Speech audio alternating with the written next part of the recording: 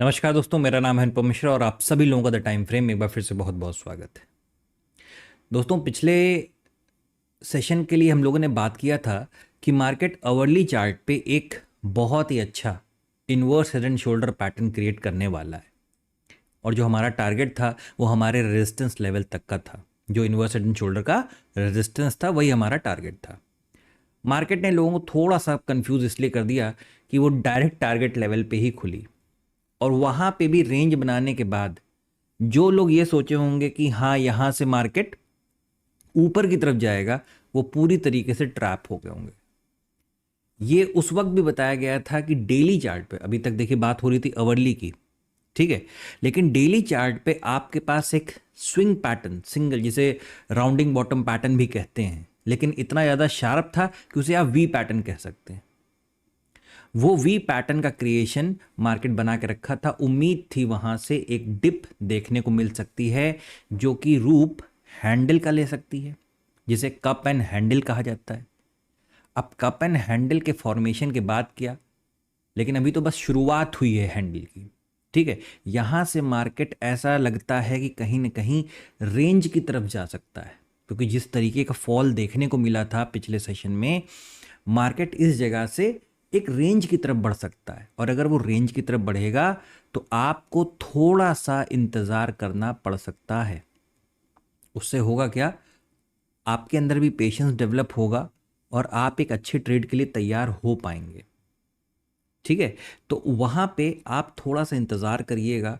अभी हम लोग चार्ट पे उस चीज़ को डिस्कस करेंगे भी कि किस तरीके से हमें देखना है, समझना है। लेकिन हाँ, कहीं ना कहीं एक हैंडल की शुरुआत हुई है दोस्तों। जब कप एंड हैंडल का फॉर्मेशन क्रिएट होता है मार्केट में, उस दौरान हैंडल या तो पूरा कंप्लीट होगा और कप एंड हैंडल फॉर्मेशन को पूरा कंप्लीट करके ऊपर की तरफ मार्केट जा सकता है, या वहाँ से एक दूसरा रास्ता भी चालू होता है। जो हैंडल है वो एम का रूप ले लेता है और वहाँ से मार्केट नीचे की तरफ भी चालू हो सकता है। इस वक्त अगर किसी भी फ्रेम को उठा के देखा जाए तो वहाँ पे एक ऐसा फ्रेम है जिसे मंथली फ्रेम कहते हैं। मंथली टाइम फ्रेम पे कहीं ना कहीं हल्का सा डर का माहौल बना हुआ है। बाकी किसी फ्रेम पे कोई प्रॉब्लम नहीं है। वीकली पे आप देखोगे, आप बिल्कुल रेजिस्टेंस के करीब हो। किसी भी वक्त अगर ब्रेकआउट करके मार्केट निकल जाएगा तो आपका सारा गेम चेंज हो जाएगा। आप डेली को देखोगे, डेली में एक हैंडल के बाद फिर से मार्केट ऊपर की तरफ निकल सकता है, लेकिन डेली पे हैंडल की जगह एक एम फॉर्मेशन भी आ सकता है।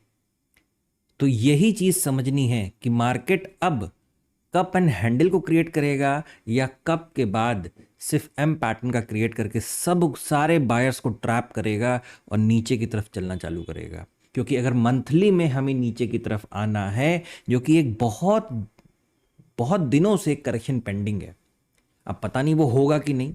एक बीच में ट्रिगर आया था ईरान और इजराइल वाला, लेकिन वो बहुत ज़्यादा नहीं चल पाया, तो मार्केट उसे किसी तरीके से संभाल लिया। तो देखते हैं जो भी होगा, एक बहुत ही प्रॉपर रेजिस्टेंस लेवल को ब्रेक करने के बाद या एक बहुत ही अच्छे मजबूत सपोर्ट लेवल को, इसीलिए मार्केट रेंज में जाएगा उस सपोर्ट को तोड़ने के लिए। चलिए चार्ट की तरफ चलते हैं और देखते हैं कि हमें किस तरीके से इस आने वाले हफ्ते की तैयारी करनी है और कल के लिए हमें किस तरीके से ट्रेड प्लान करना है। तो दोस्तों, यहाँ पे जो मेरे सामने है, मेरे सामने इस समय एक डेली चार्ट ओपन है और इस डेली चार्ट को अगर मैं देखूं तो यहाँ पे दोस्तों मैं इसी चीज़ की बात कर रहा था कि इस डेली चार्ट पे मार्केट ने क्या किया, एक बहुत ही शार्प वी पैटर्न दिया है। इसे राउंडिंग बॉटम पैटर्न भी नहीं कहेंगे, इसे एक वी पैटर्न कहेंगे। और वी पैटर्न के बाद इसी चीज़ की बात हुई थी पिछले वीडियो में भी कि यहाँ से मार्केट हमें एक हैंडल का रूप दे सकता है, यानी ये हिस्सा एक कप एंड हैंडल के तरीके से आने वाले वक्त में काम कर सकता है। तो मार्केट में इतना बड़ा, अब आप ये देख रहे हैं, ये हिस्सा एक प्रॉपर रेजिस्टेंस बन चुका है और ये जो पूरा जोन, ये वाला जो आप जोन देख रहे हो दोस्तों, ये वाला, ठीक है। मैं इसे काम करता हूँ, इसे ड्राइंग से बना देता हूँ। ये देखिए, एक बहुत ही शानदार प्रॉपर तरीके से ये हिस्सा एक सपोर्ट का काम करेगा, ठीक है। और ये वाला हिस्सा दोस्तों, ये वाला हिस्सा एक रेजिस्टेंस के तरीके से काम करेगा। लेवल्स आप नोट करना चाहें तो कर लें, 22,800 और नीचे की तरफ का जो मतलब ये एग्जैक्ट सपोर्ट लेवल है वो है तकरीबन 22,330।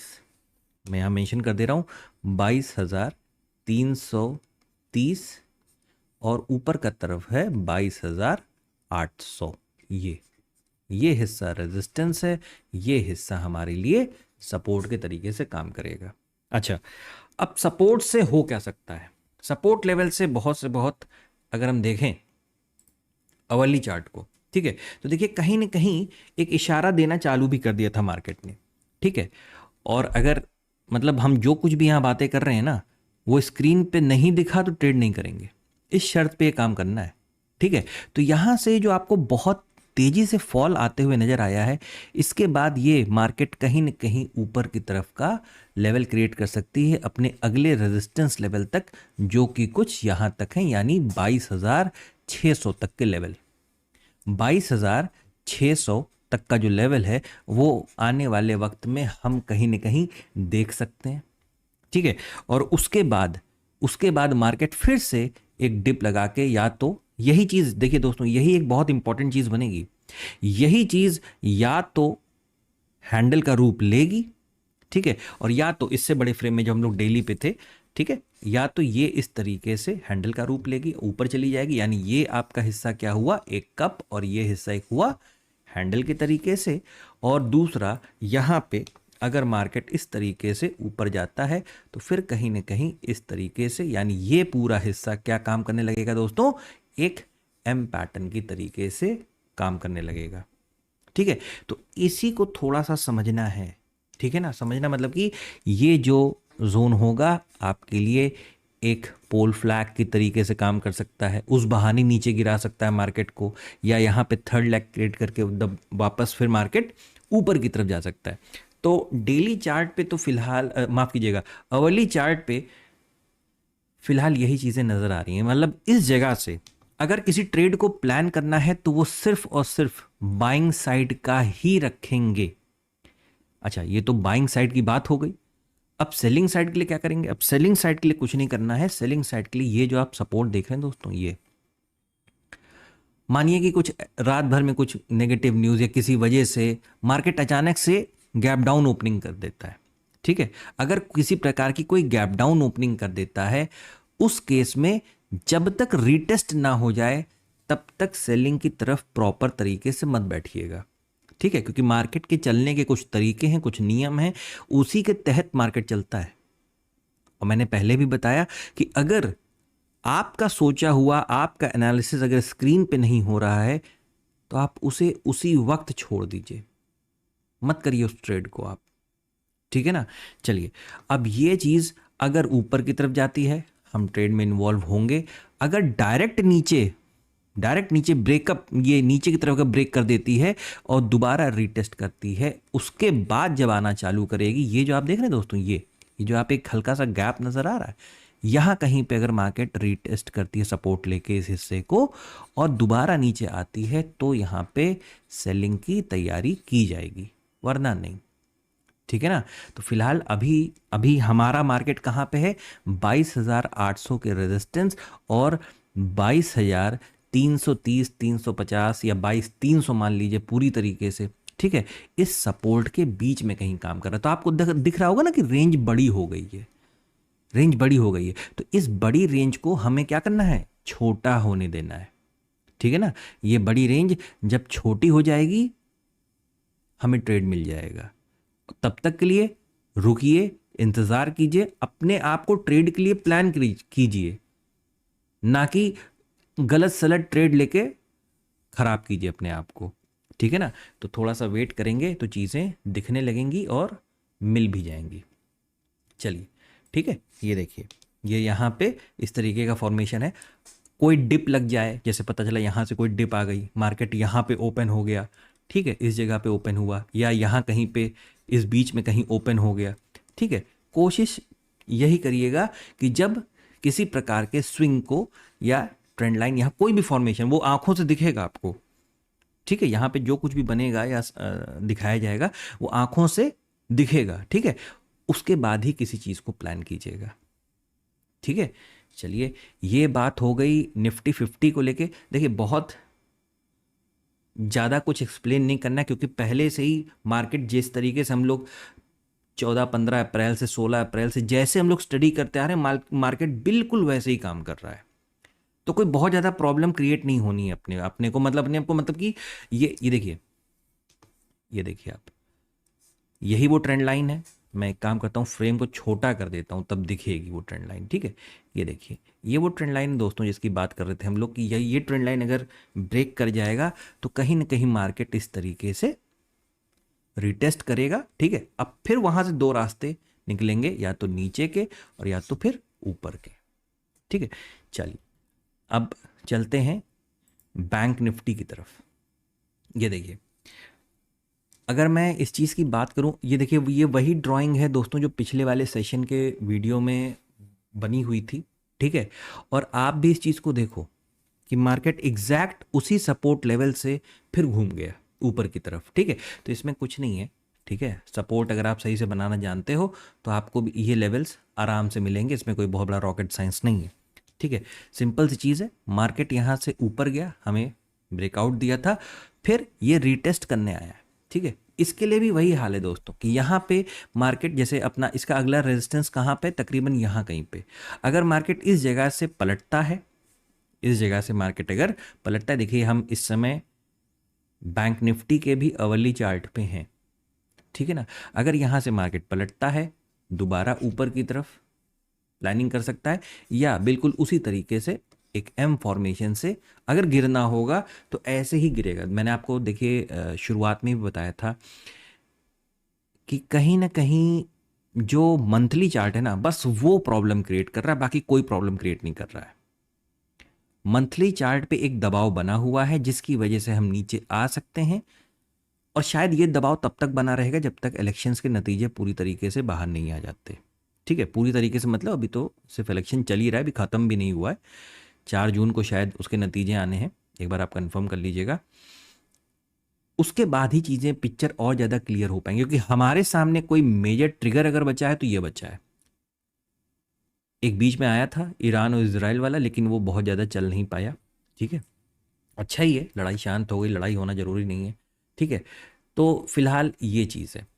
अब एक बार वीकली चार्ट पे चलते हैं। ये देखिए, तो वीकली चार्ट पे कोशिश यही हुई है दोस्तों कि जैसे ये रेजिस्टेंस आपको नज़र आ रहा है, ठीक है, ये बैंक निफ्टी का वीकली चार्ट है। ठीक है, अब ये एक रेजिस्टेंस है यहाँ पे, और इसके बाद मतलब मार्केट ने पूरी कोशिश की कि किसी तरीके से क्लोजिंग को ऊपर ही रखें। ठीक है ना, तो कोशिश तो मार्केट की पूरी बिल्कुल परफेक्ट है कि वो ऊपर की तरफ ही जाने के मूड में है, लेकिन दोस्तों जो चीज़ें दिखाई देती हैं, दिखाई जाती हैं, ज़रूरी नहीं है कि स्टॉक मार्केट में बिल्कुल वैसा ही हो। ठीक है ना, तो थोड़ा सा अपने भी विवेक का इस्तेमाल करना पड़ता है। हमारे लिए चीज़ें तब ज़्यादा ख़राब हो जाएंगी। मैं वीकली चार्ट पे इस चीज़ को बना रहा हूँ दोस्तों। ये जो आप ट्रेंड लाइन देख रहे हैं, ठीक है, जिस दिन ये ट्रेंड लाइन टूटी खतरा बहुत ज़्यादा बढ़ जाएगा, लेकिन बस बात वही है कि ट्रेंड लाइन टूटने के लिए ट्रेंड लाइन तक तो आना पड़ेगा ना। ट्रेंड लाइन टूटने के लिए ट्रेंड लाइन तक आना पड़ेगा, और उस केस में क्या होगा, मार्केट को गिरना पड़ेगा, और गिरना पड़ेगा तो यही जो छोटे फ्रेम है वीकली से, अब देखिए यहाँ पे आपको, ये जो हम लोग डेली फ्रेम पे बातें कर रहे थे इतने टाइम से कि ये हमारे लिए एक इन्वर्स हेड एंड शोल्डर है, उसका ब्रेकआउट हुआ, लेकिन ब्रेकआउट होते ही इजराइल और ईरान वाला प्रॉब्लम क्रिएट हो गया। मार्केट ने फिर इस चीज़ को पूरा एक राउंडिंग बॉटम पैटर्न की तरीके से कंसिडर किया, इसे एक हैंडल की तरह किया, ब्रेकआउट दिया, रीटेस्ट किया। अब यहाँ से मार्केट ऊपर या यहाँ से अगर मार्केट नीचे की तरफ आता है इस फॉर्मेशन से, तो शायद हमें नीचे या ऊपर के मूड देखने को मिल सकते। तो हमारे लिए लेवल कौन से इंपॉर्टेंट हो गए, हमारे लिए लेवल्स जो इंपॉर्टेंट हो गए, एक तो ये सपोर्ट का लेवल है जो कि एक मेजर लेवल है। आप इसे एक काम करें, इसे मैं नोट कर लें, ये तकरीबन 48,650 और नीचे का 48,200। ठीक है, ये दो लेवल हैं सपोर्ट के।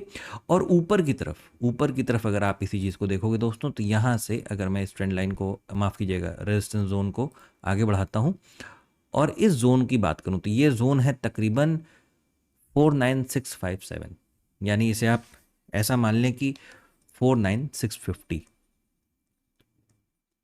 इस लेवल के ऊपर जब तक मार्केट पूरी तरीके से नहीं आ जाता, कहीं ना कहीं हमें, अब देखिए कुछ करना नहीं है, सिर्फ ये करना है, आपके पास रेंज मिल गई है, यानी आपके पास एक रेजिस्टेंस है और आपके पास एक सपोर्ट है।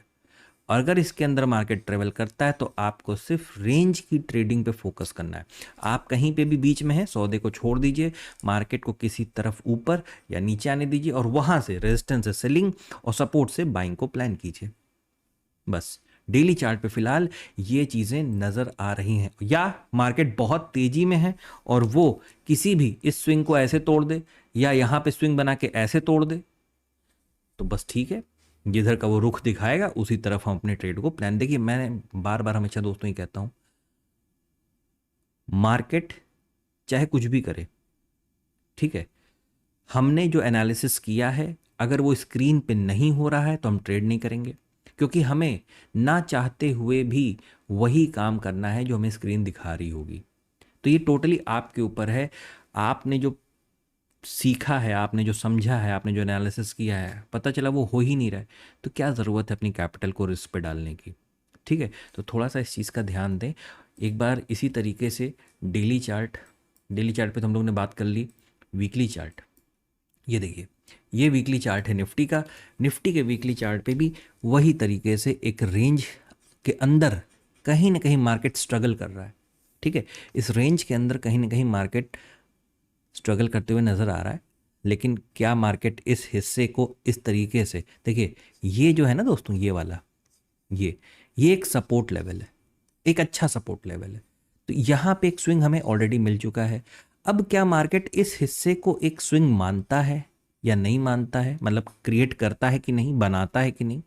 ठीक है, क्योंकि अमूमन बहुत रेयर ऑफ द रेयर ऐसा देखा गया है कि मार्केट हेड से ही चीज़ों को ख़राब कर दे। वरना अगर चीज़ों को, जैसे पैटर्न ख़राब होते हैं ना, तो पैटर्न अगर ख़राब होते हैं तो वो कैसे होते हैं, एक राइट शोल्डर से ख़राब होते हैं। क्यों? क्योंकि ऊपर से एक बहुत अच्छी ट्रेंड लाइन गिरने का मौका होता है।